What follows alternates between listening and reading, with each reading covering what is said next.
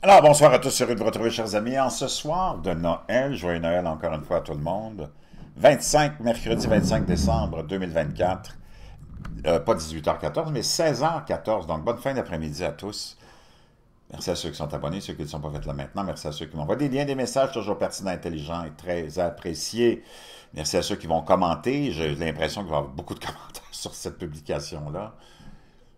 Wow! Et dites-moi d'où vous regardez. Merci à ceux qui vont aussi partager et écraser le petit pouce en l'air.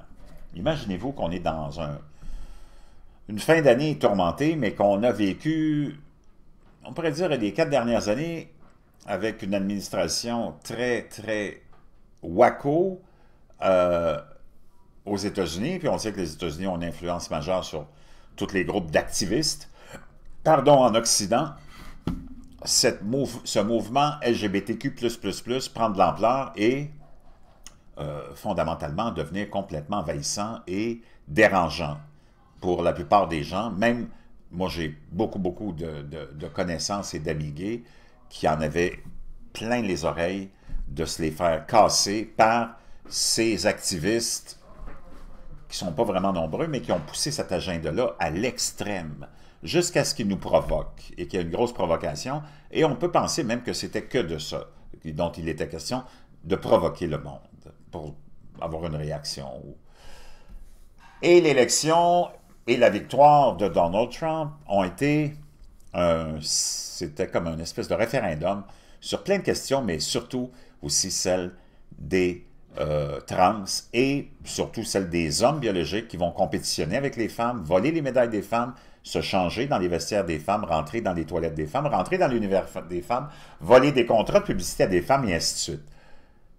Donc, ça a été très envahissant et ça a été un rejet total de la part des Américains, peu importe la race, la couleur et le genre et la religion. Là, imagine-toi qu'on est dans la folie totale. Maintenant, tu as des groupes d'activistes, ces mêmes groupes-là, qui essayent de te mettre, de tourner l'histoire religieuse et les saintes écritures, ben, j'imagine en leur faveur, en prétendant qu'il y a des directives dans les Écritures saintes euh, qui démontrent que c'est pas tout le monde qui se, à l'époque même, qui s'en remettait à son sexe à la naissance. Ce terme cisgenre que je déteste, c'est complètement du n'importe quoi.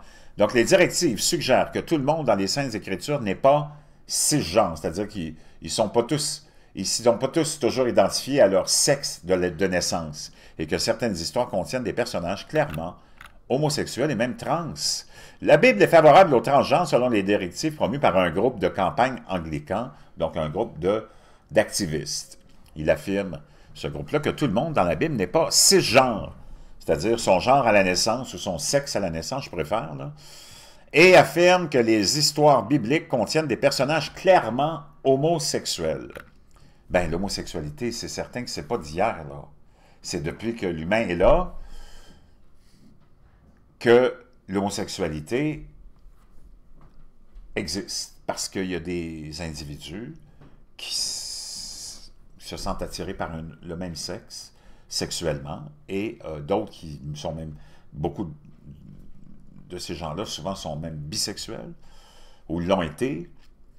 Ils affirment, ou il affirme ce groupe-là que dans la Bible, tout le monde n'est pas cisgenre, son genre à la naissance, et affirme que l'histoire biblique contient des personnages clairement homosexuels. Cet argument repose sur le traitement réservé aux eunuques dans les Écritures et sur la participation des femmes à des activités apparemment masculines dans la Bible.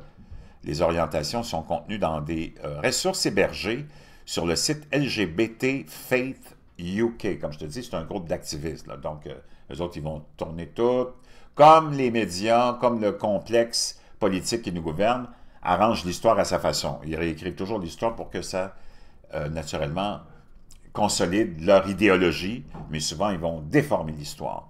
Un lien vers le document stipule: la Bible soutient les personnes transgenres intersexué et queer. Donc, tu sais bien que ça n'a pas d'allure, mais encore là, c'est une forme de provocation envers ceux qui ont la foi chrétienne. Le texte commence par affirmer « Tous les membres de la Bible ne sont pas cisgenres ». J'imagine que même à l'époque, où tu peux remonter le plus lointain possible, qu'il y a même des gens qui se sont dit « C'est-tu quoi, moi j'aimerais ça, vivre déguisé en femme ou dans le personnage d'une femme ». Ça peut être très, très possible. Les orientations sont contenues dans des ressources hébergées sur le site, comme je vous disais. Dans la Bible, l'exemple le plus clair est celui des eunuques qui peuvent être considérés comme les ancêtres bibliques des personnes trans. Les instructions indiquent qu'au chapitre 8 des Actes, un ange est envoyé pour demander à l'un des premiers évangélistes d'aller chercher un eunuque éthiopien qu'il trouve en train de lire des Écritures.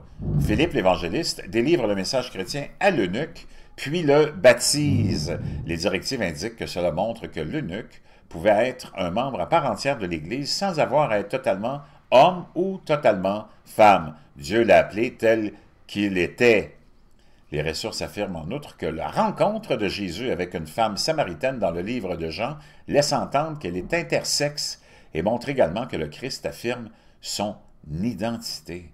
Il ajoute que même si trouver des personnages homosexuels dans la Bible peut être difficile, examiner les homosexuels en termes de performance de genre montre des personnages clairement homosexuels. L'exemple donné est celui de la juge Déborah, qui est bien connue, qui est bien soit une femme, conduit les Israélites au combat, une chose très masculine pour une femme. Sur le même site, il est indiqué que la Bible affirme les gays et les lesbiennes et affirme les bisexuels.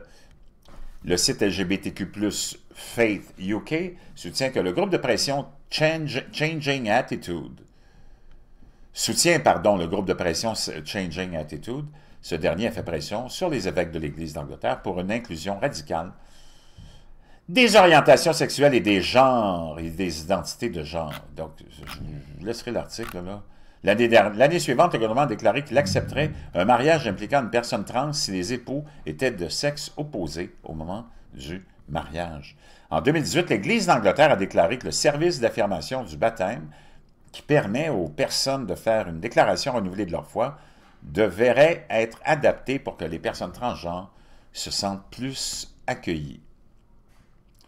Maintenant, un autre article qui est publié ce matin, mais lu par le New York Times. Tu vois comment on est vraiment coordonné au niveau du... Tu sais, c'est comme... tout est planifié hein, au niveau du complexe médiatique.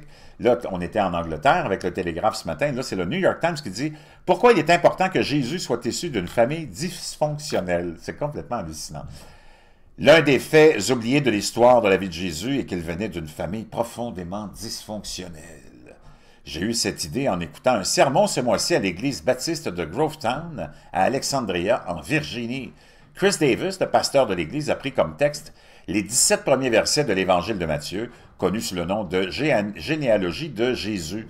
Ces versets, une longue liste de noms qui relie une génération à une autre, sont souvent ignorés au profit de l'histoire de la naissance de Jésus. Dans la mesure où ils ont un sens, c'est généralement parce qu'ils établissent Jésus comme l'héritier des promesses que Dieu a faites à Abraham et David. Mais comme le pasteur l'a souligné, Jésus est venu à nous à travers des familles brisées, une génération engendrant de la rupture d'une autre génération, engendrant de la rupture d'une autre génération, engendrant de la rupture d'une autre génération. Voyons, ça c'est un pasteur. Aïe, aïe. Il y avait des meurtriers, des adultères, des prostituées, et des incestueux, des menteurs, des intrigants et des idolâtres. Wow! Mais c'est complètement cinglé. Et là, ils veulent t'associer ça comme si c'était la famille de Jésus. Tu vois comment ils sont tordus. Ces gens-là sont vraiment un peu tordus, là, mais enfin. Jésus était peut-être sans péché, mais ceux de sa lignée ne l'étaient pas. Mais il n'y a personne qui est sans péché, sauf lui, justement. Donc, c'est n'importe quoi. Il est tout aussi remarquable que l'Évangile de Matthieu n'ait pas caché cette histoire familiale troublée. Selon Michael Keller, pasteur principal de l'église Redeemer, Lincoln Square, à New York, ces généalogies étaient un type ancien de CV, c'est l'ADN de Jésus, car votre famille, votre lignée, était votre curriculum vitae. Alors pourquoi ce matériel a-t-il été présenté? Peut-être pour montrer que ce qui aurait pu être une source de honte pour Jésus ne l'était pas. Et donc que cela ne doit pas l'être pour ceux d'entre nous dont les familles et les histoires ont des côtés obscurs. Quelqu'un un jour décrit les églises comme des lieux où nous présentons des versions très retouchées de nous-mêmes. Nous voulons montrer aux autres et au monde extérieur que nous avons une vie bien organisée, que nous sommes des gens heureux et rayonnants, même si ce n'est pas le cas, c'est le christianisme du village Potemkin. Ce que Jésus semblait avoir en tête, c'est que l'Église soit davantage un hôpital de campagne après la bataille, selon les mots du pape François. Guérissons les blessures, a-t-il dit, ensuite, nous pourrons parler. Les églises devraient offrir un lieu où les gens peuvent partager leurs difficultés, leurs chagrins et leurs traumatismes, pas avec tout le monde, mais bien sûr, mais avec quelques personnages et des personnages de confiance. Nous aspirons tous à être mieux connus et pourtant aimés. À être mieux connus et pourtant aimés. Et l'un des plus grands cadeaux que les églises peuvent nous offrir est de nous aider à devenir de bons intervenants, plutôt de bons intendants dans notre souffrance. Je te laisse ça. Wow, ça me fait un peu tourner la tête, mais je comprends un peu aussi ce qu'on veut. Tu sais, c'est certain qu'il n'y a personne de parfait, personne ne peut juger, mais wow, on est rendu dans un autre univers, là. Je ne sais pas ce que vous en pensez. Moi, je n'ai rien contre ça, mais je trouve ça, wow. Je peux te dire une chose, ils font tourner tout ce qu'ils veulent dans leur direction et à leur avantage. Je vous reviens.